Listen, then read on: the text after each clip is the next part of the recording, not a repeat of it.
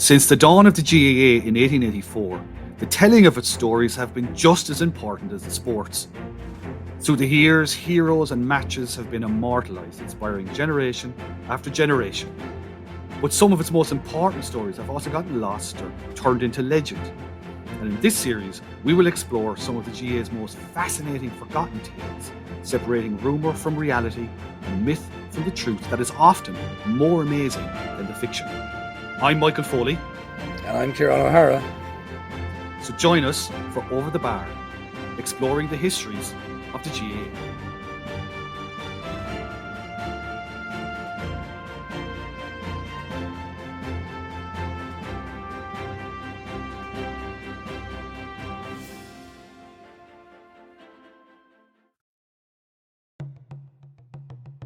Love GAA history?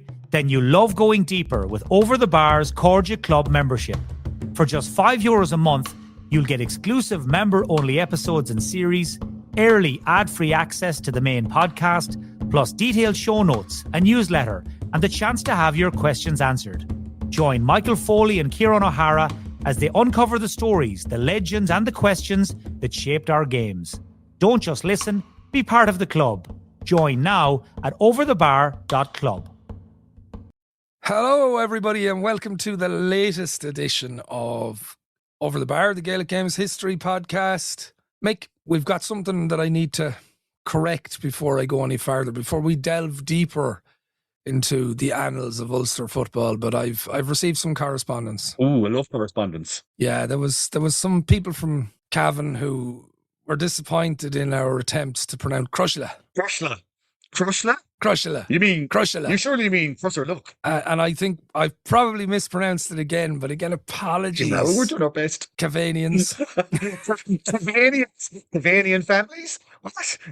Yeah. And apparently, were Comiskis to be from that part of Cavan, they would definitely be Comiskey. Comiskis. Okay, fair enough, Yeah. fair enough. Now, there are by the way, it has to be said, by the way, we're being very decent in this, because there's a lot of our free to air listeners are listening going, what are they talking about?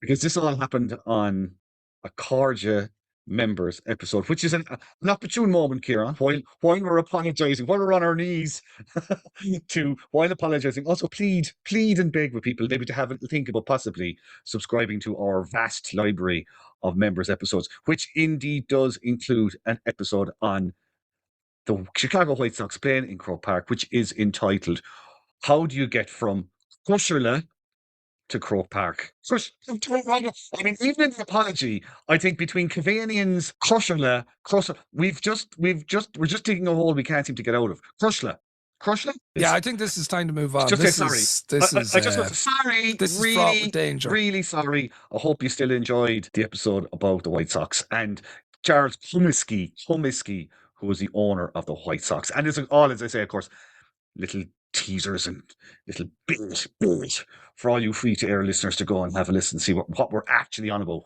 What more mistakes can we possibly make? While we're on correspondence, we also had correspondence regarding our Carlo Jersey episode. Oh, we did. We certainly did. Carlo jerseys, where they came from. We placed it at around 1933 and kind of linked it to a match they played against Mayo when they were wearing green and red and they had to add the yellow hoop for various reasons.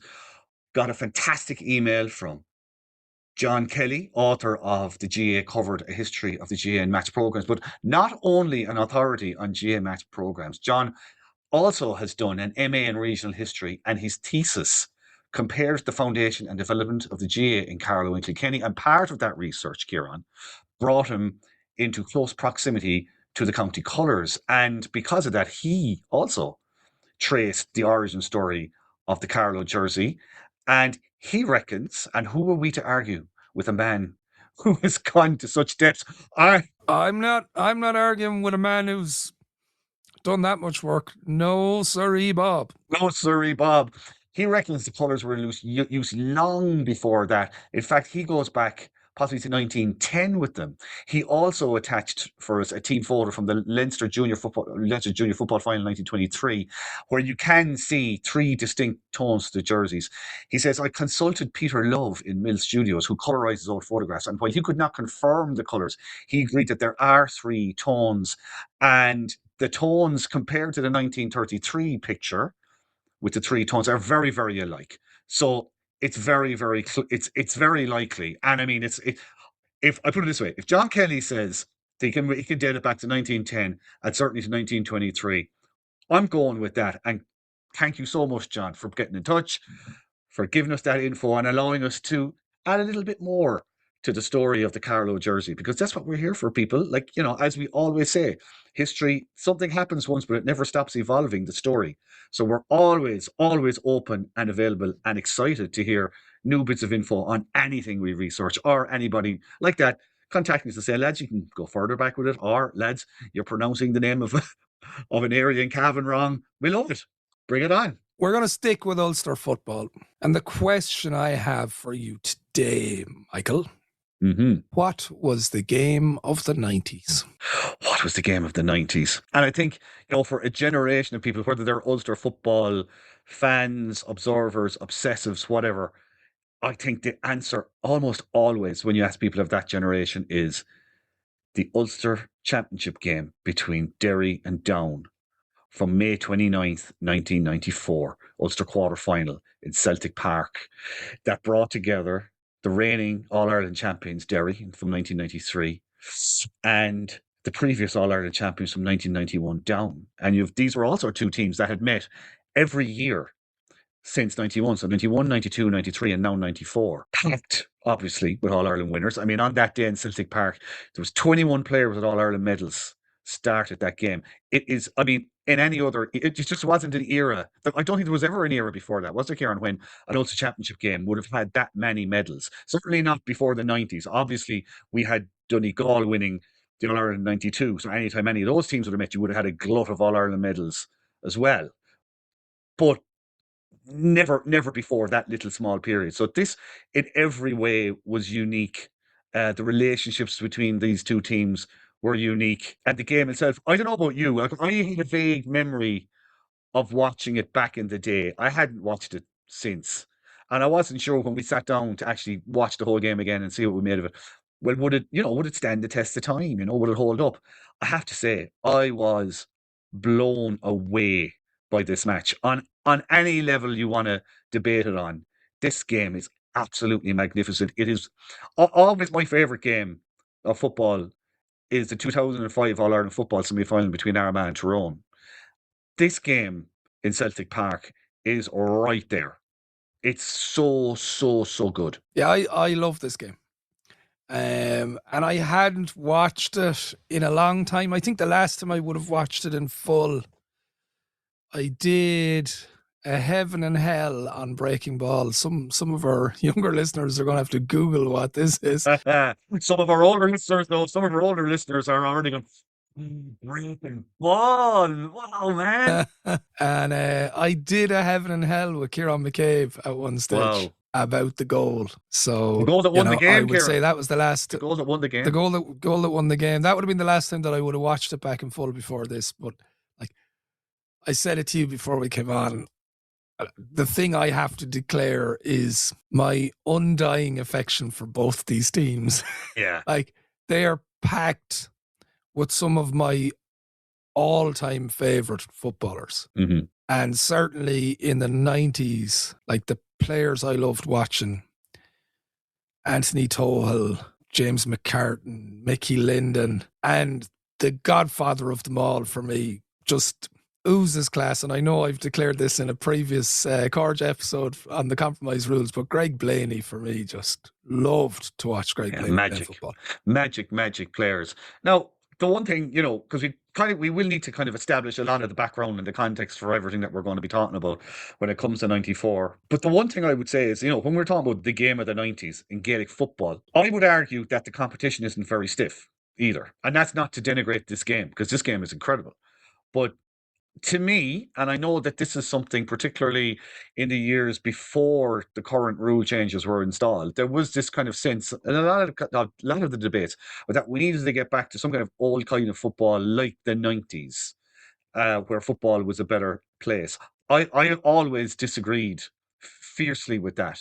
I mean, when I think, and now obviously we haven't sat down and watched a load of games from the 90s to corroborate this, but I remember watching them in the 90s and being bored a lot of the time, annoyed watching Gaelic football. When I think of great Gaelic football games from the 90s, I can think of maybe one or two Mayo matches with Galway from 97, 98. The 98 All-Ireland final was a great game.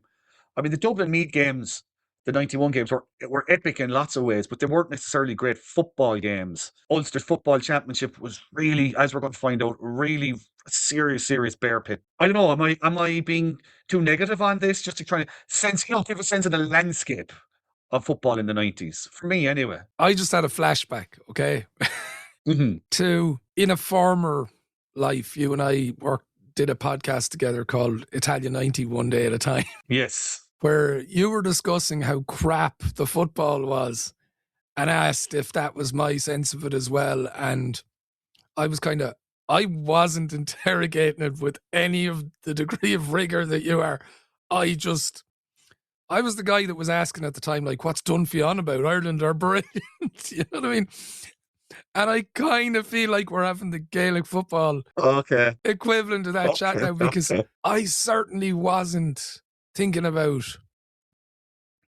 is Gaelic football crap at the moment? I just loved it. Yeah. And the sample size was so small, because if you think about it, in the 80s, we were really reared on semi-finals and finals. Yeah, that's all we saw on TV. Yeah, and you loved the Kerry players, and then you loved your own local heroes. You loved getting to your counties matches, but like they could be out in one game, so you didn't develop a rapport or a relationship as a supporter with those teams very often. Mm-hmm. And that changed for me, say, with 89, with Mayo getting to the All-Ireland final and different things like that. So probably the pivotal moment in my fandom of Gaelic football is the 89 final. And what followed it was this Ulster 4 in a row. And I wasn't sitting around going, God, the football's crap. I was going, Jesus Christ, they're really going at each other. This is brilliant stuff.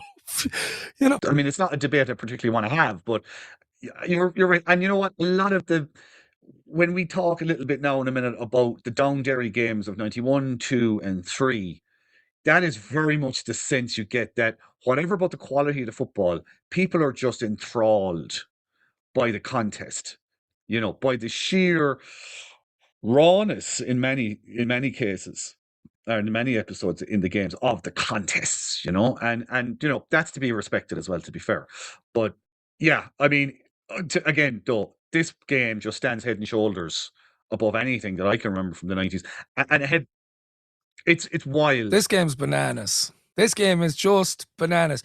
Celtic Park is packed. I was going to say to the rafters, but they didn't have the roof on the stand at the time. And I mean, the one thing I always find when I'm in Celtic Park, and I love to go there before the match just to look down on the pitch, is the terrace at the Brandywell end is like the steepest terrace in Ireland. It just feels like it goes on forever and you're looking down from the top of a mountain. So I always love to go to the back of that terrace and look down at the pitch. It looks like it's packed beyond a safe amount, being honest, when you're watching this. And that's totally understandable. You've got like two All-Ireland winning teams going toe-to-toe in a knockout football match with some of the best players of the age coming up against each other. Like, immediately, the things that struck me watching this back, Sugru was brought up from Tommy Sugru, Kerry as the ref. All the way. You know, and he's limbering up before the throw-in, like the camera's on him and you can see him, he's stretching, he's going, this is good. And you know what? He brings so much to the game because it is played at an outrageous pace. From beginning to end. And he does facilitate that because he, like, even in the commentary, it's mentioned, like, he's one of the fitter referees. And yeah, he's keeping up with play, he's letting things go. Some of it is just like pinball. There are bodies from the same team barreling into each other. There are opponents barreling into each other. Like, right from the off, from the throw-in, like, Mickey Linden gets a chance, fists the ball over the bar and misses. And then from that point on, you're going, oh my God, this is going to be basketball. Yeah, it's just back and up forth, and back down. and forth, back and forth. Like, it comes back down like a minute after that.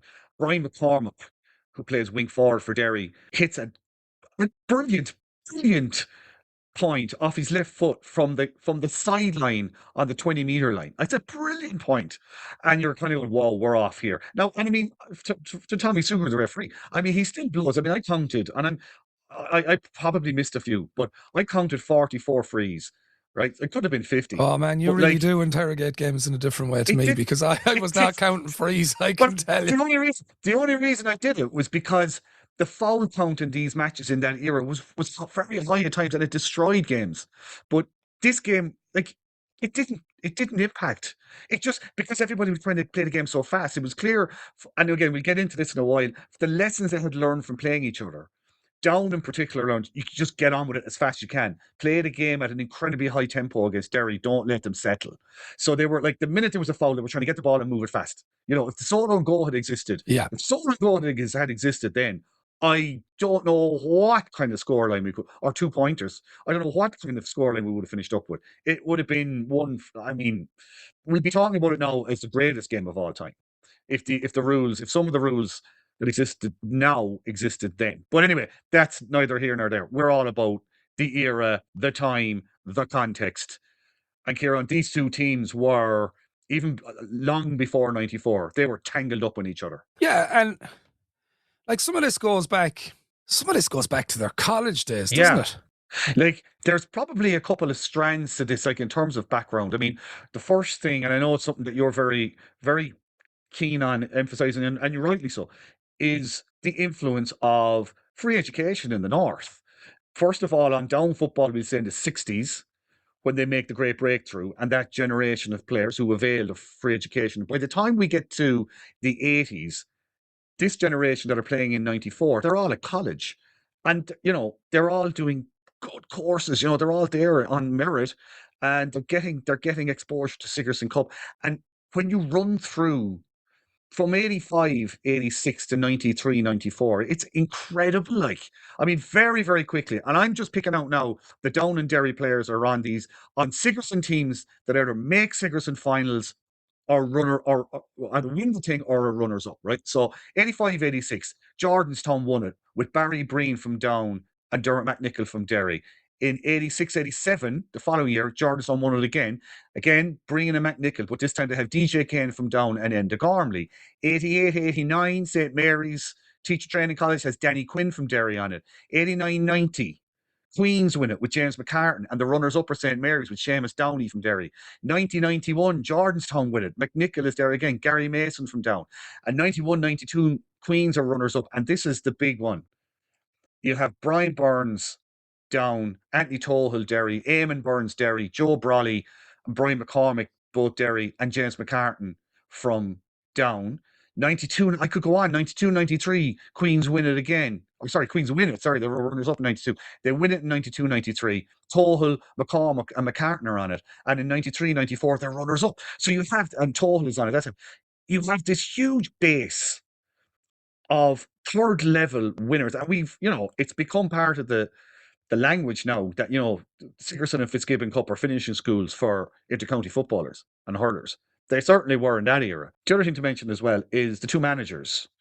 You have Eamon Coleman from Derry, Pete McGrath from Down. Again, both of them, I think, beneficiaries of a coaching culture that's developing in Ulster just at the formative time in their lives in the late 60s into the 70s. So you've got Eamon Coleman, who's from Ballymacguigan, the same place as the great Jim McKeever, the great Derry footballer who was instrumental in setting up the Gormanstown coaching courses, through which so many coaches who went on to bigger and better things in the 80s and 90s. Pete McGrath, hugely influenced by Joe Lennon, who was another one who was big involved in the coaching course in Gormanstown, wrote books about Gaelic football, coaching and all the rest of it. A student, and literally a student of the game.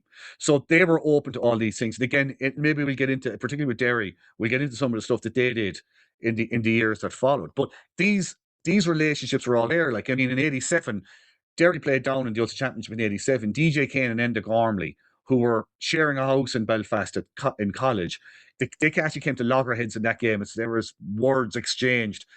After the game, Gormley needed to spin back up to Belfast, and sure, he jumped in with DJ and off they went, Gormley shared a house with Greg Blaney. He played with Barry Breen, we mentioned there. Like, the connections were very close. A lot, like you will find a lot in Ulster football. They come up against each other so much in college, either playing on the same teams or against. But then, the gloves come off if they're playing each other in club matches or in intercounty in particular. Yeah, and I mean, you mentioned like how liberating it was for Nationalist Society in the 60s to have the free education. What's happened in the 70s and 80s is, multitudes of new schools opening. And this is the product of that generation. They've had more educational opportunity, which then, so schools football becomes incredibly significant in that period. That's followed then with how significant Sigerson becomes. But I mean, this is Ulster's moment. Ulster, up to that point, were always kind of seen as the weakest province in the All-Ireland Championship stage. But from 1990 onwards, that's gone. And as you've mentioned all the Sigerson success, but equally, if you look at Railway Cup results from the time, and Railway Cup was significant at the time, from 89 to 95, it's Ulster dominance because the rising tide is lifting all of the boats. And it's significant, obviously. Down come first in 91. And we've all gotten used to the stories of Down arriving up as Ulster champions with confidence and swagger and all the rest of it, So, but that's what happens. Like, they come out in 91 and they're a breath of fresh air. 92, then Donegal have the breakthrough. 93, Derry have their breakthrough. And then, like, if you're an Ulster football fan at this time in your life, you must think it's the centre of the universe. I cannot imagine the number of neutrals that must have made their way to Celtic Park that day. You're absolutely. It must have been. And that might be one, if anybody is listening, I mean, anybody who's not from down in Derry, was it there was a degree of the gathering of the tribes here? Because this was peak. Like, as you said, the All-Irelands, Down, Donegal and Derry had won All-Irelands and made that breakthrough for Ulster. But this meeting and the nature of the game it feels like the peak. It feels like that moment when Ulster football, in its peak era, it reached its summit, But I mean, it was coming. It was also coming. Like, again, just to go back to the two managers, you take Eamon Coleman, for example. Like, this is a man who was completely steeped in football. Like a real, on one level, to some people, particularly if you're in the media, a tough, abrasive character, but the ultimate player's man. I mean, much more comfortable in company of players, but equally, for the caricature that was there of him, he was a very, when you look at the way his teams were prepared and put out, it was quite considered. I mean, he was coaching by the age of 28. I think his first gig was with Kildress in Tyrone, but he had won All-Ireland minor under 21 medals with Derry, played a county final with Ballymcguigan, age 14. Loved boxing, he had all those issues. Jim McKeever kind of there in the background. He coached Derry Miners to an All-Ireland title in 83, lost the final to Cork in 85. He was suspended twice by the GA for 12 months each. The first one of those episodes, he played for 3 clubs in the 1 year. A man who had an obsession with football and a fairly relaxed approach to how he prosecuted that enjoyment of the game, And fair enough. I mean, to a lot of people, I suppose there was this caricature, particularly in the media, of this kind of gruff, unrefined, sort of hardy football chaw from Derry. I mean, he was the ultimate player's man. They adored him, and he was never more comfortable than when he was with players and sitting with them. And this idea sometimes of managers having distance between them and the players, not the case with him. But he went off to England somewhere in the late 80s. His marriage broke up. He went working in construction in England, and Derry actually came. They flew over. The county board flew a delegation over to England to talk to him about taking on the Derry senior job. So he would have known there was good resources there, because the Derry had won the All-Ireland minor title again in 89. So they had 83, made a final in 85, won another one in 89. St. Pat's Mahara had won colleges titles in 89 and 90. We've mentioned the Sigerson influence. He knew that there was really good material there. So he came home for 91. Mickey Moran took up the training side of things. So the two guys kind of worked in tandem. So he was kind of there, I suppose, 1990 to 1991, heading into that year. Pete McGrath with Down had already been with Down since 89 with the seniors. He had won an All-Ireland minor title as well with the Down minors in 87. He was a PE teacher in St. Coleman's in Newry. So he certainly would have had a sense of what was coming through. So they were really in a great spot. And I mean, when Coleman talked about the people he looked at in the game, in the context of Ulster, it was Brian McAniff and McGrath he looked at. They were sort of the role models, if you like, in terms of what Derry could become. So they go along, and as I say, Coleman's first season, championship season as manager is 91, and they meet Down in the first round, and it's a draw. 13 points to 110. Car, do you remember our episode on the sponsorship, Ciaran? Yeah. Fado. And you'll remember, I'm sure I don't have to remember. Carhill. Oh, you actually didn't think you'd remember them. Carhill car sales were Derry's sponsor for 91. They only signed up just before this game. Last minute job. There was also, you mentioned about the packed crowds in Celtic Park. I mean, there was a real sense that they were playing in the athletics grounds in Armagh. There was a real sense that Armagh mightn't take the crowd for this as well. The year before, Armagh had played Tyrone in 1990, and there had been kind of a degree of unease that the athletics ground just wasn't able for the capacity. I think the capacity of the place was 13,000. So there was 2,000 too many people in there. People got up on the roof of the clubhouse, the social centre that was there, the social club, and that time in the athletic grounds, like one side of it was a grass embankment. Yeah. If not two, you know what I mean? It was primitive, and look, we're not that far gone past Hillsborough, so there was a genuine concern, and there was talk of why wasn't Derry Down brought to Casement, and at that stage there was a war. There was kind of a tug of war between Casement Park and Clonus for some development money as well. So all of this was tied into it, but it went to Armagh. They promised that all would be fine, and it was. It was 12,000 people crammed into Armagh. Greg Blaney and Fergal McCusker were sent off. You'll be interested. Your hero, Anthony Tohill, came back from Australia the Wednesday before the drawn game, back from Melbourne in the AFL.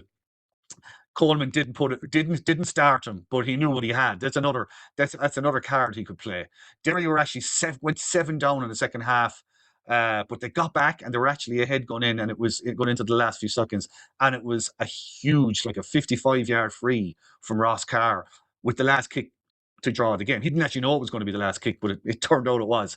The replay turned around. The replay, Down actually won it fairly comfortably. It was a messy game in the pouring rain. They won 14-9. Mickey Linden hopped a penalty off the crossbar later on. But the one thing that's worth just, if you're taking notes now, Ciaran, on stuff that might be relevant for 94, Down absolutely hunted Derry into the ground. They hunted and hustled and never gave them a split second to settle on the ball. So that was the winning of that game. And of course, as you've mentioned there already, Down went on to win the All-Ireland in 91. So they come back in 92, where they meet Derry again in an Ulster semi-final. But this time the vibe is slightly different from the Derry perspective. And why so? Why so? Because they've had a year of Coleman to start with. They've seen how close they got to Down in 91. And as a matter of fact, when it came to kind of telling the story and reflecting on the 1991 All-Ireland win, a lot of emphasis, understandably, and a lot of weight is put on that Ross Carr free. They were that close to going out of the Ulster Championship and going out of the whole thing.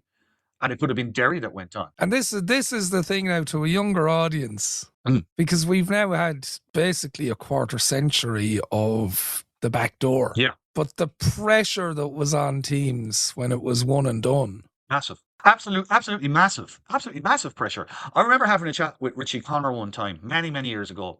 Richie, who captained Offaly to the 1982 All-Ireland title and had a very long career as an inter-county player. And he said, in that era of knockout championship, like he was from Walsh Island in the middle of North Offaly. He would go for a walk maybe on the Saturday or something before the game just to get his head straight. And, he said he'd be walking the fields and he'd be clenching his fists and just generally psyching himself up, And like by the time he hit the field the following day, he'd be absolutely bursting out of his skin to play. But particularly, the games that would have been televised or whatever, if they saw highlights of Marford, he said in years later he would look at the games and he couldn't believe how slow they seemed to him watching back, because he felt like there was so much on them, and it was like a huge release when they played. But the actual games, when you looked at them in the cold light of day, it was like they were it was like the pressure had almost got to them in ways because it was knockout, because there was no way back. And this, I think, to be fair, it was definitely an element that you had to consider in a lot of matches in this era, that it was all or nothing. And that was exactly how it felt going into 92 between Derry and Down. I mean, again, it's, Down have won the All-Ireland. They've been away to the Canaries, Ciaran. They've been to America after the All-Ireland win. They didn't win a single league match. They drew 4 league matches that following winter, spring. But they beat Armagh well in the first round, and they looked strong. People were starting to talk about Down in more kind of sophisticated ways about how they were opening up space in attack and isolating Mickey Linden close to goal. It was all very, God, what are these lads at, Whereas you had Derry in the other corner going, we just want to get our hands on them. We just want to get our hands on them. It was actually their third successive Sunday going, which in that era was very, very unusual as well. Normally, that's rare now at that time. Normally you had weeks and weeks in between championship games, but they had drawn with Monaghan. So this was week 3 in a row on the go for them. So this time up to Casement, 33,000 people after the 12,000 in Armagh the previous year. And it is raucous. There is footage on YouTube and it is wild, but the game as a spectacle, the football is poor, but the hits are so vicious and savage. The savagery is such that the crowd is absolutely enthralled. 11 players are booked. Peter Whitnell from Down is sent off. There's 13 minutes of injury time played, 58 frees, and Derry win by 3 points, 15-12. And in the stands afterwards, the Derry fans are chanting Derry for Sam, because they've beaten Down. They felt written off. They really leaned into the idea that they were underdogs. But, Mickey Linden and James, on a day, can you imagine, Mickey Linden and James McCartan are held to 2 points between them. It kind of gives you a sense of where they were at. Like Dermot Heaney and Brian McGilligan at midfield, outstanding. Tohal was on the wing. He played right half forward. Actually, funny enough, you mentioned your hero, Greg Blaney. The following Sunday, after Derry and Down played that football match, the following Sunday, McGilligan and Blaney marked each other in the Ulster hurling semi-final between Derry and Down. Those were the days now, So there you go. because Greg Blaney was some hurler too. And that Derry team was full of great hurlers. Really was full of great hurlers. Down went on to the All-Ireland semi-final that year and gave Cork a really good game, the All-Ireland hurling semi-final, for what it's worth. But there was the sense afterwards was, Enda Gormley really put it into context for Derry. He just said there was an unbelievable need to win. They had to win. And in terms of what the game felt like to play, again, I talked about the hustle and the harrying that Down did in 91. Well, the 1992 game, James McCartan afterwards described the game. He said there was just no room out there. He said it was like a prison. It was like a prison. So again, Derry are doing unto Down now what Down did unto Derry. But it is a brutal game that extends to the stands, unfortunately. I mentioned there that Peter Whitnell was sent off. So around on the same day that Brian McGilligan and Greg Blaney were marking each other in the Ulster hurling semi-final, there was a piece appeared in the Sunday Independent with Peter Whitnell and his mother. Now, one of the things that Peter Whitnell was probably, I don't want to say well known for, because it shouldn't really, he's best known for being a terrific full forward. But one of the things that was slightly unusual about him was that he had some Protestant background, which of course, in the context of Ulster and the GA was unusual. And the time, yeah. In the time, yeah. So his father was an Englishman, he was a Protestant. His mother was an Irish Catholic, and Whitnell himself was actually baptised Catholic. But unfortunately, on the day in 92, there was some sectarian abuse directed towards his mother in the stand. When she confronted the abuser, she got punched. Wow. And everybody was devastated by this, Whitnell in particular. And there's an interview in the paper the following Sunday. Whitnell's talking about walking away from football itself. He's saying he was actually in the moments before he was sent off, he was punched in the jaw. Now I've had a look at the footage, and I'll put it in the show notes as highlights. I can't see a punch that occurs in the moments before he gets sent off, but look, maybe it was a couple of minutes before. We don't know. I'm just saying that there was an edge now to this that was very, very, very, very evident. And again, it was, by all accounts, it was a poor game, but the contest was so intense. Yeah, but we're in, like as I mentioned before, like the rising tide. So everybody's responding to whoever is top dog. So Down have been the top dog, and now Derry are stepping up. Love GEA history? Then you love going deeper with Over the Bar's Cordia Club membership. For just €5 a month, you'll get exclusive member-only episodes and series, early ad-free access to the main podcast, plus detailed show notes, a newsletter, and the chance to have your questions answered. Join Michael Foley and Ciaran O'Hara as they uncover the stories, the legends, and the questions that shaped our games. Don't just listen, be part of the club. Join now at overthebar.club. Derry have dethroned the All-Ireland champions. Like that's a significant victory for a young group of players. And Who wants to knock them off their perch? Donegal want to knock them off their perch. You know what I mean? Like, it just, Exactly. it continues. It rolls on, and Donegal do indeed in the Ulster final, and I would imagine it's one that it stuck in the Derry craw because they thought they had done the hard work, and that's not to downsize Donegal in any way, shape, or form. But when you beat the All Ireland champions, and the first Ulster All Ireland champions for so long, you obviously think big things could well be ahead for you. But anyway, it didn't turn out that way. They come back in '93. They meet down. And if everything felt like it was on the game in '92, it even feels more so in '93. Like the Derry. I remember this game. This was in the marshes. Yeah, famously known now as the massacre in the marshes.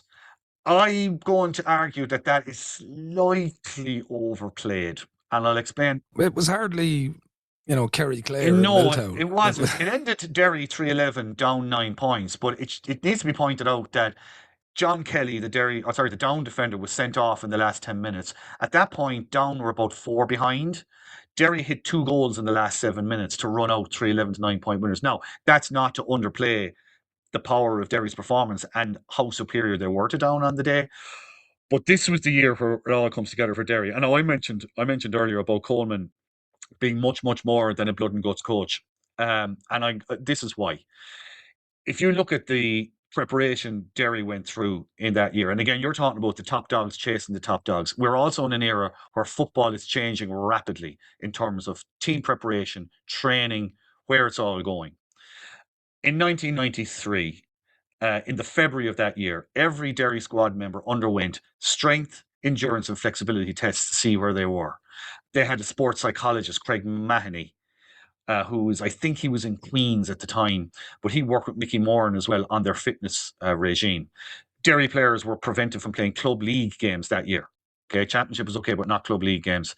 And, they went to the ends of the earth. Like, so Enda Gormley, for example, had a knee injury. When he had a knee injury, he was sent to Lillisall, the rehab centre in England that the English FA used. It was the English FA rehab centre. So he was there with professional footballers and England internationals and whatever getting rehab. So they went to the ends of the earth to fill that gap that could make them All Ireland contenders. By the time they got to Newry for this game, Damien Barton in the dressing room, the Derry player, just told them it was time for themselves to prove themselves. They had come so far, but not far enough still in their minds. It was a day where Coleman didn't really need to say much. 5,500 tickets went to Derry, 5,500 tickets gone in a flash. It was another full house. As I say, John Kelly was sent off. Gary Coleman, Eamon Coleman's son, did very well on Mickey Linden, but in the end, Derry blew them away, really. Like McGrath afterwards reckoned Down hadn't won 3 battles in the whole day. Tohill and McGilligan at midfield are outstanding. And there is a significant moment. So the BBC are broadcasting these games, Ciaran. They've been broadcasting since when? What were we saying? 1990, was it? 1990 they started, yeah. So Jim Neely is the reporter doing the interviews after the game. And McGrath live on air offers a full apology to the Down supporters for the performance. Now, we'll just park that for a minute, okay, and examine the ramifications of that maybe in a moment. On the other side of it, Eamon Coleman is inside giving one of his immortal performances at the inverted commas press conference outside the Derry dressing room. So he never cared hugely for journalists as a species. As a matter of fact, if you pick up his biography, there's a line now in it where he just describes them as dickheads. Most of them, he says, dickheads. But on this particular day, Down were the favourites going into the game. But he's outside and he's surrounded by the reporters and he's in his element. He says, look at that scoreboard, boys. Look at the scoreboard. You just get it so wrong. You just can't know anything about football. You just can't. And this has gone down in lore ever since, that he's bringing these so-called experts, and these lads are making their living. How was making a living if they couldn't have spotted that?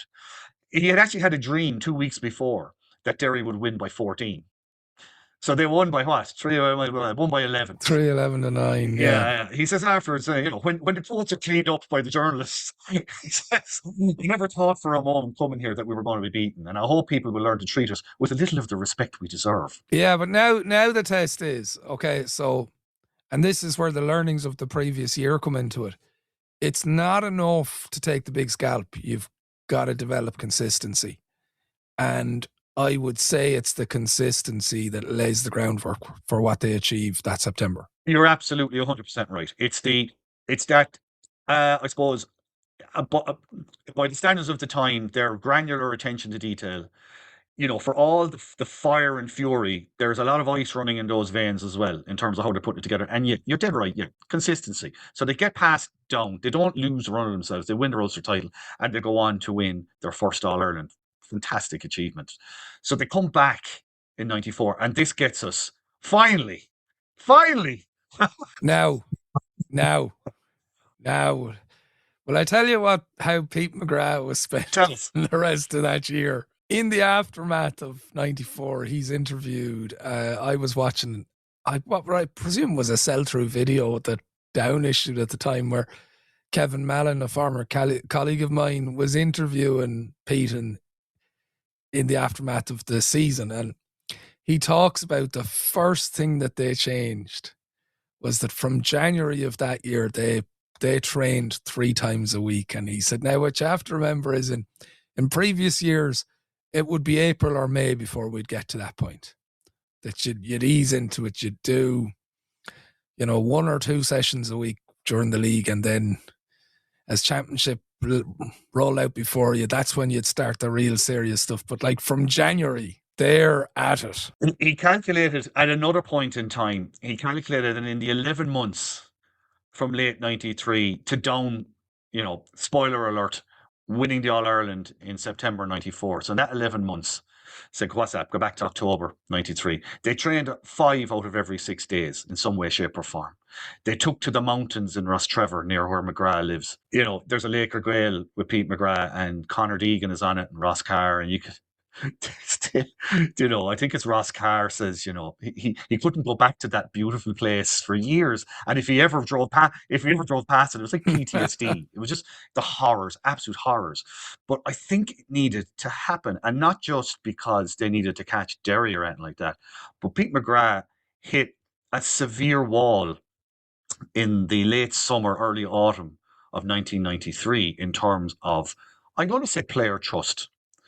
Because there was a couple of meetings held by the players in the August of 1993 in Belfast to discuss the previous season and how they felt things had panned out. And one of the major issues was their feelings about Pete McGrath. And it's difficult at this distance to sort of tease out precisely what those grievances and issues were. But I do think that the post-match interview, from what I've gathered from talking to some of these guys over the decades since, the interview he did with Jim Neely offering an apology to the Down supporters on behalf of the team was considered by the team as shifting the blame entirely onto them. Now, of course, they were the guys on the field, but they felt that they were being hung out to dry. And in tandem with that, what you've described there, if the training was sharpened up and stiffened up and hardened up, maybe that was something they were looking for as well. But there was rumours coming in, and again, we're in an era when you had a league that started in the autumn and continued Christmas break and then into the spring. So coming into the 1993-94 league, there were rumours coming from Down that the players were unhappy. It turns out that the players did go to the Down County Board, outline their grievances with McGrath, but nothing was done about it. They were hammered by Donegal in their first league game, where Greg Blaney was played at full forward. Now, in the current day and age, if you play a centre forward at full forward for a league match, it doesn't really, no one bats an eyelid. But Greg Blaney certainly batted an eyelid because he never enjoyed playing full forward. Centre forward was his position, and being put in there, he felt, was a sign that he was being picked out as one of the ringleaders of these meetings that had occurred, and he saw it as a signal that he couldn't play anymore for Down. So he pulled out after the second league match, which was against Mayo, met with Pete McGrath, there was no truce, and then the next thing, they're playing Kerry, I think it's in game 3, and James McCartan pulls out. Now, it's the simple thing here is to conflate both together. At the time, it said that no, James is pulling out because of poor form. He's just not going well and needs a break. There's actually talk of McCartan transferring to Cork in the middle of all of this. I mean, my mind boggles. If James, you'd have had some fun. I mean, Down will meet Cork in the All-Ireland semi-final in '94, and I have absolutely no reservation in saying that if that red herring of a story had ever actually come to pass, and James McCartan had lined out for Cork in the 1994 All-Ireland semi-final, I think Cork would have won that All-Ireland. I'm going to stick my neck out on that one. But anyways, this was an era as well where players answered the phone because they couldn't check their mobiles. They didn't have mobiles. You were calling the landline. You were calling the landline. You didn't know who was at the other end. So you picked it up and it could be a reporter from the Irish News. And if it was, they by and large, they mightn't have told them much, but they certainly didn't slam the phone down. So you have a certain amount of coverage kind of saying, well, Greg Blaney is meeting Pete McGrath tomorrow night. And then the following day, the story is there was no happy resolution between McGrath and Blaney. It's going on like this. Greg Blaney even is doing a column for the Irish News at this point. So it rumbles on into Christmas, into January. By February, on the eve of a game against Derry, a league game against Derry, there's some talk of perhaps some rapprochement. And indeed, Blaney does come back a week later when they played Dublin. Now, again, in the style of the time, Pete McGrath tells the story that he got word, it was actually from Fintan Musson, the down PRO originally, that there was a rumour going around that McCartan and Blaney were going to come back. They were coming down they both lived in Belfast, they were coming down and they were going to train at Hilltown, where Down trained. And so they were standing, literally, it's been described, the lads are standing, there's a driveway into Hilltown and they're standing looking at the road coming up, wondering who's in the cars that's coming up. But who's also there is a UTV camera crew who also heard the rumour. So they're there on hand to record the return of Greg Blaney and James McCartan to training with Down before a game against Dublin. And when it's all teased out in the end, because Blaney, as I say, is doing a column with the Irish News, he's got to spill the beans to some degree. So he says they'd met in January, and Blaney had actually been at the league match against Derry, and he just missed being involved, sitting in the stand.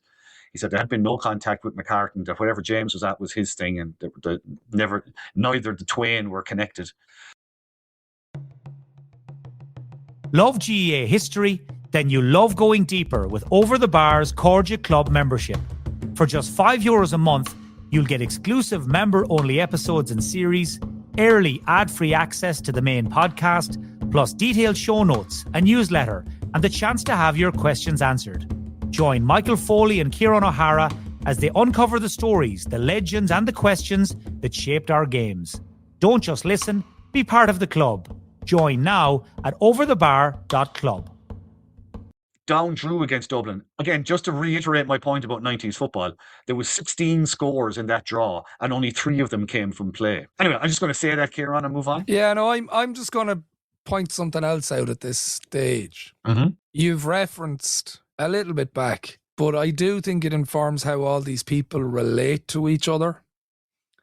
And that is that the PE teacher in St. Coleman's College in Newry was Pete McGrath. Yeah. And the two players you've mentioned, both Greg Blaney and James McCartan Jr., attended St. Coleman's in Newry. So I would imagine that the basis of the relationship is very much a teacher-pupil relationship, and perhaps it carried into adulthood. And that this type of familiarity breeding contempt is probably what they need to form a functional relationship going ahead. And if you compare that, and I don't have anybody on record as saying that, by the way. This is the amateur psychologist in me.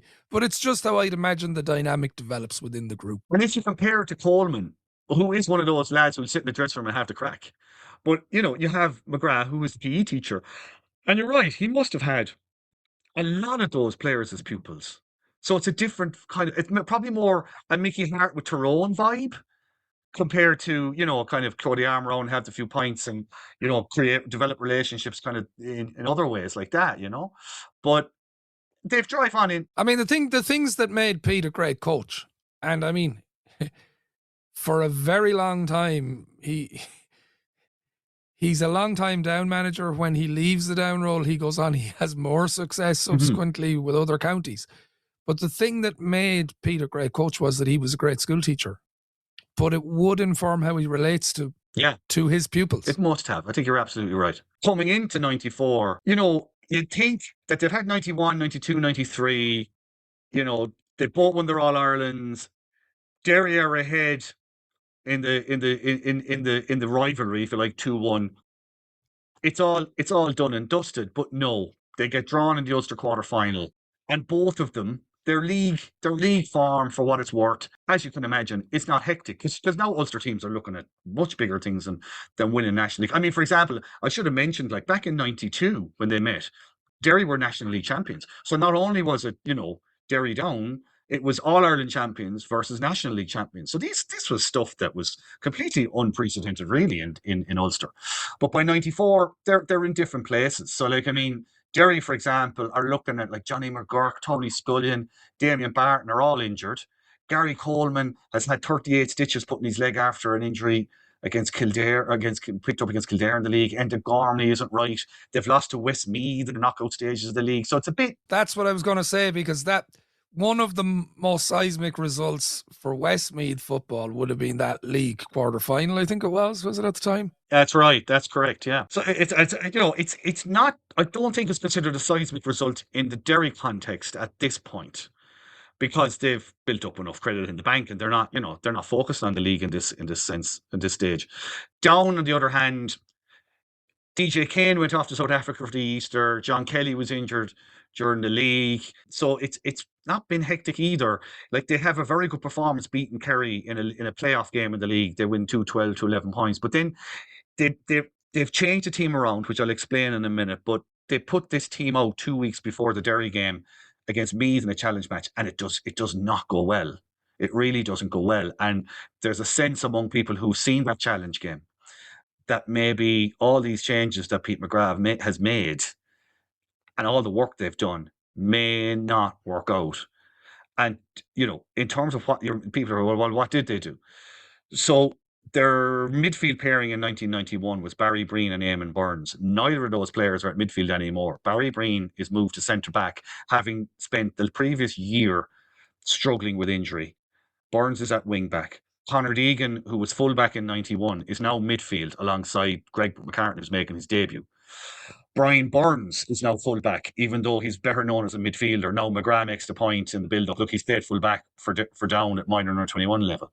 John Kelly, who's been injured throughout the league, is brought in at cornerback specifically to mark a flying corner forward called Joe Brolly, who, if you'll recall, Ciaran, was an absolute wizard in the early 90s. I just wish, you know what? He's one of those players, though. He was so brilliant at the time, and then he just disappeared without a trace. I just don't know what Joe Brolly does now. I'm not going there. What a man. But I tell you what, and he's marvellous in this game as well for 25 minutes. Really incredible. But anyway. Well, he's marvellous until there's Pete McGrath makes the switch. He brings on Paul Higgins to mark him. Paul Higgins, who was the All-Ireland winning cornerback from 91. But I think... and Paul Higgins does get on top then. But I mean, this game, like, the one thing I will say from the Down perspective, aside from the change in training regimen, which again, the tide is lifting, you know what I mean? Mm-hmm. I would say the introduction of debutants is important. So there's two in this game. You have Gregory McCartan, who you've mentioned, and Aidan Farrell. Yes. So you have guys coming into the team who don't have a Celtic cross. Yes. They're the ones that are adding to the hunger. And I mean, Aidan Farrell is particularly prominent in this game, and Gregory has a superb game at midfield. And I mean, at one stage, nails an absolutely monstrous free kick. Like, he finishes up with 5 points. He's the free taker because he can kick off left and right as a free taker. He finishes with 5 points from midfield, four frees. But he's, now there is a period in the first quarter of the game where Derry are dominant at midfield. Total finishes up with 3 points, 2 from play. And they are dominant. Oh, and could have had 2 goals, 3. Yeah. Like Neil Collins makes a save from a drop kick, Ciaran. A drop kick.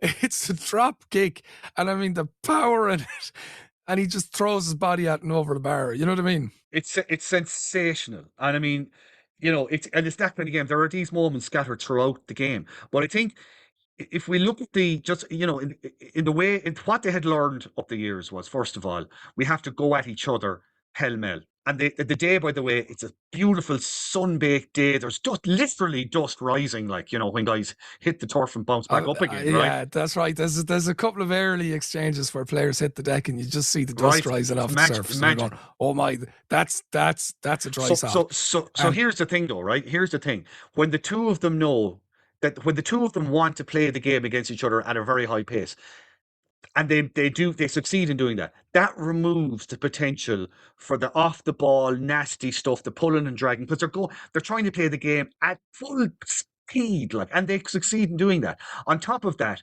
we mentioned there earlier about Mickey and Linden and all the sophistication about isolating Mickey inside and bringing these boys out. On this day, they play Aidan Farrell up top beside Mickey Linden, taking all the hits. And Mickey Linden is just playing around the fringes. Gary Coleman, keep in mind, in 93, had him. He had him. And unsurprisingly, Eamon Coleman goes with that matchup again and stays with it till half time. But by half time, Mickey Linden has 5 points scored from play. So that is another key thing. Yeah. The faith in that Gary will work this out. They eventually move Ciaran McKeever onto him, which to me looks like Ciaran McKeever was such a brilliant man marker. But Coleman had gone well on Linden in the past. So when you think of it that way, you can see why. But the big thing that Down did was they put a physical presence up beside him. They brought James McCartan away out the field, and he ends up scoring what is voted the point of the championship. He takes the ball somewhere around midfield, solos straight through the heart of the Derry defence, and he's coming straight on at the goals, right, Ciaran? It's a really difficult point to take. Was the rule for double hop in at this time? Oh, it certainly was, and the ref missed a couple. Because that was the one thing when I was watching, I was going, 1, 2, 3. Okay, he's trying to get control of the ball. You know what I mean? It's a spectacular point, but you are kind of going, don't ruin the points for the championship, for God's sake. You've mentioned,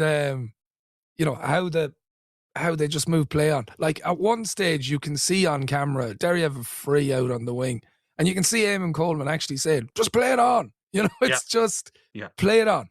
And he plays it into the corner, and Brawley gets a point at that point. Like, you know what I mean? They're just going at each other. And something else that really adds to it is, particularly in the early 90s, like the BBC coverage of the Ulster Championship, isn't it? Was just different absolutely. for the time. And I mean, so many things make it that, like Jimmy Smith, a former Armagh footballer, as their lead commentator, Peter McGinnity on co-coms, like it felt different. Now, the other thing, I was watching the pack, and I did watch the BBC coverage, but like it's things you take for granted now. You're like, where's the clock? Yeah, no scoreboard, no scoreboard, and no score. The score would just come up intermittently after a score. Yeah. You know what I mean?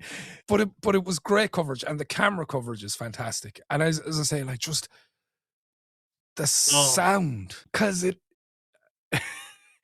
it's an absolutely amazing atmosphere. Like, and even months later, when Pete McGrath is doing that post All Ireland interview, like he's still talking about, when he's talking about how big the game is, he's going, lovely day, 91 champions against the 93 champions. He's building up. He's going live on the telly. Like live on the telly still mattered. The noise is constant, isn't it? The noise never dips. And I'm listening, wondering, is that just a microphone effect or something? And the claps and horns, like it's going on. It's like Spain '82 or something. It's like Brazil or something from Spain '82. I watched the Marty Morrissey. It was the BBC coverage with Marty Morrissey on comms for RTE.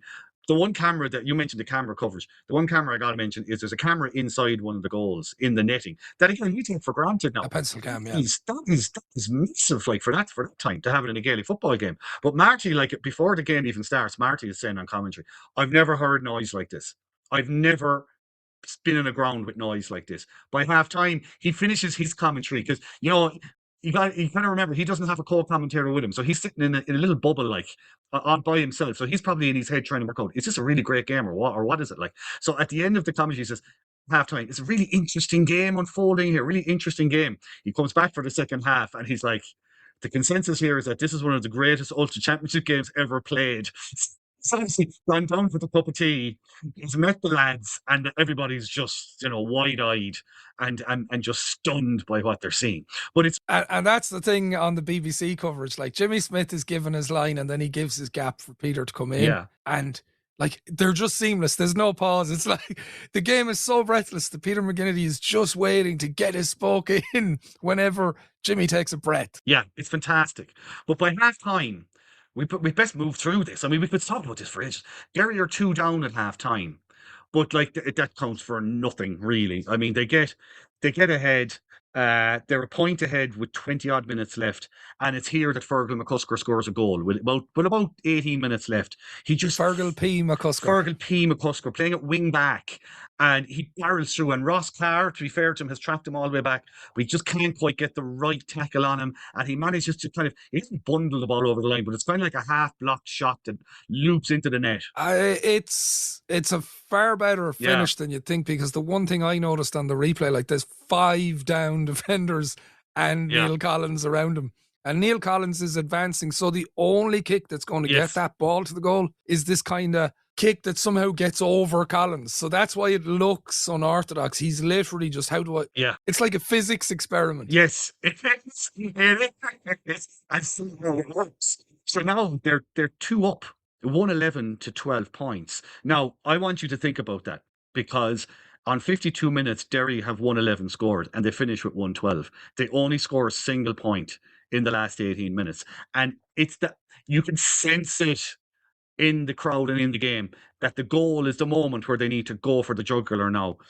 But what ends up happening, Enda Gormley kicks a wide from a free. James McCartan nicks a point to get 1 back, so it's 111 to 13. And then Anthony Tohill has a wide. Tohill kicks a free, but then he has 2 more wides. So 1, 2, 3, 4. Out of their next 5 shots, Derry kick 4 wides. So that's the moment. Peter Whitnell has come on at this stage. He has a great chance for a goal that he blazes wide. It's quite an open goal, but it's pretty close. But the tide is, it's you're not sure it's a tide turning. But it's 112 to 13 points with 6 minutes left, when your hero and mine, Greg Blaney, and my hero and probably yours, Mickey Linden, combine to send the substitute Ciaran McCabe through for an absolutely brilliant goal. It's such a brilliant finish. 1-on-1 with Damien McCusker. He finishes it so well. And the windmill celebrations, what is now famous in Ulster lore, the windmill celebrations, swinging the arms around, because Down are now a point up. It's 113 to 112. But the one thing I'll say about that, right, is, and it's one of the reasons the celebration is so iconic, you don't tend to see that kind of expression, but like when you're in that cauldron atmosphere, like, it's the most natural reaction in the world. But also what it's doing is, and this is certainly not with intent, but it's almost the equivalent of sledging. Do you know what I mean? Yes, I know what you mean. It's kind of like, whoa, that was the score. That was the score. You know what I mean? Yeah, we have now. Exactly. And certainly that's definitely not what Ciaran McCabe would have intended. He was just like bursting with emotion. But that's, if I was a Derry player, that's the way I'd feel. Is, oh God, their blood is up now. Yeah, at Derry start to look tired in that moment. There's a couple of moments. Like, and you see, this is the point where you come back to the 3 nights a week in January. Yeah. Like, they're finishing stronger. Yeah, Down are finishing stronger. Yeah, no question about it. And Derry have more chances to kick a free wide. But, like, there's players come forward in this period. Like Eamon Burns, God rest him, who, as I said, had played midfield in 91 and is wing back in 94. He is brilliant in the last 10 minutes, bringing ball forward. And they eventually win a free pretty much at the end of the game. Whitnell wins a free and Greg McCartan strokes over his last point to make it 114 to 112. And even in that moment, I mean, it's one of those matches, Ciaran, if it had gone on another 5 minutes, Derry could have won it. But it just so happens that the referee blows the whistle. Before there was that one more swing in momentum. Yeah. And Down win by 2 points, and the All-Ireland champions are gone. And the crowd go wild, and everything is just... It's so emotional. I mean, I'm even getting slightly emotional thinking about it, because I mean, it's such an incredible scene to watch, and the game is it's an exhausting game to watch. But again, when you look at what people were saying about it years later, like Conor Deegan reckoned that Down would never have been seen again if they had lost. Pete McGrath, the immediate aftermath. Now compare to 93, where he offers a public apology on behalf of the team. This time he says, the players knew what was at stake here today. We waited a long time for this, but all credit is due to the players, to those players. So, it's there, and years later, he said, going down to Celtic Park that day, he just knew they were going to win that match, despite the fact we were written off. And after that match, I knew we were going to win an All-Ireland, and you can see why. I mean, why wouldn't you think you're going to win an All-Ireland having won that? Yeah. But the story goes on, of course, and Down do win their All-Ireland. But I mean, consider this, their next game was against Monaghan in the Ulster semi-final. The night before they played Monaghan Ciaran was Ireland and Italy in the 94 World Cup. But none more so in Down as the night of the Loughlin Island massacre, where loyalist paramilitaries burst open the door of O'Toole's bar, sprayed the place with bullets, killed 6 people and injured 5. Now, when you look back now, I mean, Down were playing a game the following day against Monaghan, Ulster semi-final. Like Gary Mason, who won All-Ireland medal in 91, was still on the panel in 94, was from Loughlin Island, He considered pulling out of the squad, but he stayed in.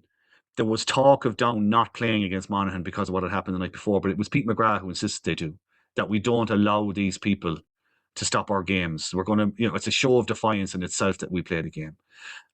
So they go on ahead and they do win the game, and they go on to win their All-Ireland. Derry, after the game, Eamon Coleman was kind of saying, look, it's not the end of us by a long chalk. We lost that game. We won it 3 times. He said we lost it 3 times, but it's not the end of us by a long chalk. And the talk on the bus straight away afterwards is, lads, who's going to America? And because that's the nature of the time. It's different. It's a different time. It's the nature of the time. And it turns out that Anthony Tohill, Ciaran McKeever, Enda Gormley and Gary Coleman all go to St. Brendan's, accompanied by Eamon Coleman. Love the free episodes of Over the Bar? Then take your passion further with the Cordia Club membership. For €5 a month, you'll unlock bonus series and member-only shows, hear the podcast first and ad-free, and get behind-the-scenes access through detailed notes, a newsletter, and Q&As. It's the ultimate GEA history experience, curated by Michael Foley and Ciaran O'Hara just for you. Upgrade your listening, support the show. Join today at overthebar.club. Eamon Burns follows sometime later in the summer, but he's bringing news that there's rumours going around Derry that Eamon Coleman is not going to be brought back as manager. He was on a year-to-year deal. It wasn't a 2, 3, 4 years thing. It was reviewed at the end of every year. The Tuesday before Coleman was to come home from Chicago, he got a call from Harry Chivers, the county chairman, asking if he was interested in going forward again for the job. He said he was. The following Thursday evening, Chivers called again to say he hadn't gotten it. So Coleman's standing in an apartment in Chicago going, I'm not Derry manager anymore. So he arrives home on the Sunday morning at the airport. He's collected, would you believe, by Liam Hayes, Meath footballer, and let's not forget, esteemed sports journalist, but he's good friends with Coleman, and he collects him. And it's in that moment that he finds out that Mickey Moran, his right-hand man, has gotten the job. That's right. This was such a big story at the time. It was huge because it tore Derry apart. When it came to explaining the reasons why he was let go, and I'm taking a lot of this from the biography that was based on interviews with Coleman that came out some years ago called The Boys in 93. It's a very fine book. His explanation is that the Derry County Board said that 3 reasons why he was gone. First of all, he had spent some time training Kildress in Tyrone, who were the first club he had ever trained way back, and he had done a few sessions with them in this year. He had also previously in 93 looked for compensation for loss of earnings for the 2 weeks either side of the All-Ireland football final. It was 50 quid a week he wanted. He wanted 100 quid in total, 50 for each week. And he was also accused of taking all those players to America, which of course was not true. They'd all gone of their own volition or whatever. But, either which way, it was an opportunity to remove Coleman, and the board took it. So 3 months after the 94 game, Coleman was gone. The players, by the way, he had won 42 games out of 47 for Derry. Wow. Since going in. They'd won an All-Ireland title, an Ulster title, and a league title. So the response of the players was, what? The initial response of a lot of the senior players was to pull out and just not play league matches. Joe Brawley tells a story, the match would have been on a Sunday and he'd be ringing teammates on the Monday morning saying, did you see how the Scabs got on? But eventually, with Coleman's kind of imprimatur as well, they go back reluctantly, a lot of them, but they do go back. But there is obviously damage done to the morale of the team and where they want to go. Now, Derry make Ulster finals in 97, 98 and 2000. They win in 98. And Coleman comes back and brings them to an All-Ireland semi-final in 2001 against Galway that they lose. But like Derry don't win another Ulster until 2022. So, if we're talking about a moment, which we are in the context of this episode, that 94 game, these were their greatest moments, even in defeat for Derry. They will have to look back, as I know from talking to friends of mine in Derry, how painful this result is, but they hopefully at some point in their lives, 30 odd years on, will be consoled in some way by the fact that they shared in probably what was the peak moment in an unprecedented period of history for Ulster football, the match of the decade, which undoubtedly it was, and it's a match for the ages. No question. And by the way, if there's anybody out there that has any VHS coverage of that Chicago Championship, I'd love to see it. Oh, we're all into that. And that's where we'll leave it, folks. It's been another epic journey on that one. I have to say, Mick, there was a point during that where I was wondering, going, is this a two-parter? But we've done the needful. I'm going to trust the listeners that we brought them to this point now, that they've stuck with us this far. That maybe they paused halfway through, Ciaran, and came back another day. Maybe that happened. That's the thing. Don't, but make sure you come back. And listen, listeners, again, thank you for your company. We appreciate it as always. Do share the episode, like the episode, subscribe wherever you are listening, and we will be dropping another teaser for our Corja Club exclusive this week, so perhaps you'll consider joining us over in the Corja Club as well, because we've got quite the catalogue of exclusive episodes there too. That's it from the two of us now. We'll see you next time. Slán.